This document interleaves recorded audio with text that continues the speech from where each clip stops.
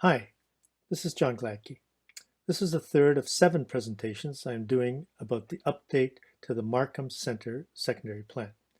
In the previous 2 presentations, I introduced you to the project and the area, and then described what a secondary plan is and why we prepare secondary plans. In this presentation, I will talk about why we need to update the Markham Centre secondary plan. This is an image of the original secondary plan approved by Council in 1994. It's a forward-thinking plan based on the work of Duaney, Platter, Zyberk. Our team thinks that the principles at the foundation of this plan are still sound. Our task is to refresh them and consider their application in light of new opportunities, new policies, as well as current development realities and trends. To do this, we need to learn from the application of the policies to date. A couple of things worth noting. The main road that was proposed is roughly where Enterprise Boulevard is now located. Also note the development nodes west and east of Warden, where a lot of buildings have already been built. Since 1994, a lot of things have changed. Many of the farmers' fields from 1994 have been converted to more urban uses. Markham has grown considerably, much of the growth fueled by immigration. As you can see from the numbers on this slide, the population of Markham increased by more than 100% since 1991. Employment is almost 50% higher. In Markham Centre, there are now 11,600 people living there. 1991, there were none.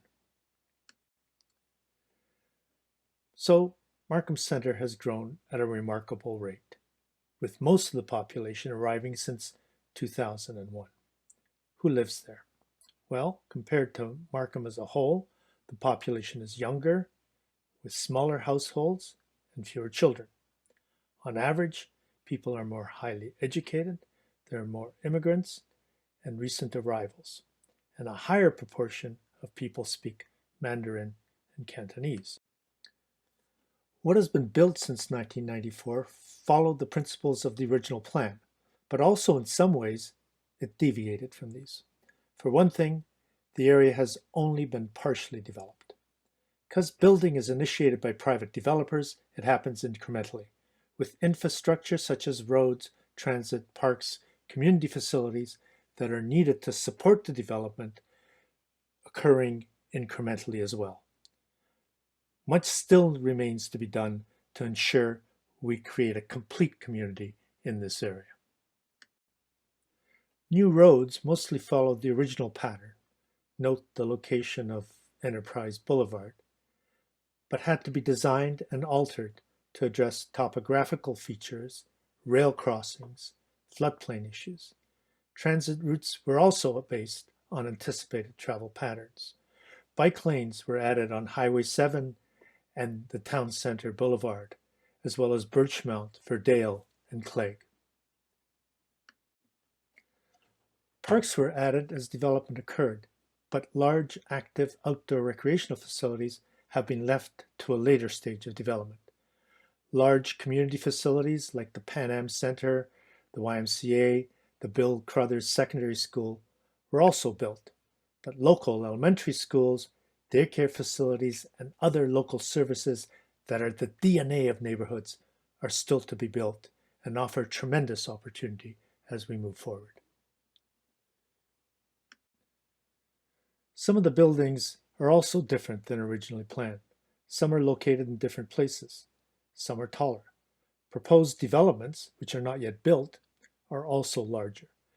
With the upcoming changes for the Buttonbill Airport, there's additional pressure to allow an increase in building size. The implications of these changes for the area need to be assessed, particularly in relation to the transportation system, needed parks, and local recreation services. So we've gone from farmers' fields to the original plan from 1994 to today. A lot of things have changed. Hence, we need to update the original plan. In the next few presentations, I will explore what has gone well so far, what the opportunities are, and what are some of the challenges that need to be addressed as part of the future evolution of the area. Thank you.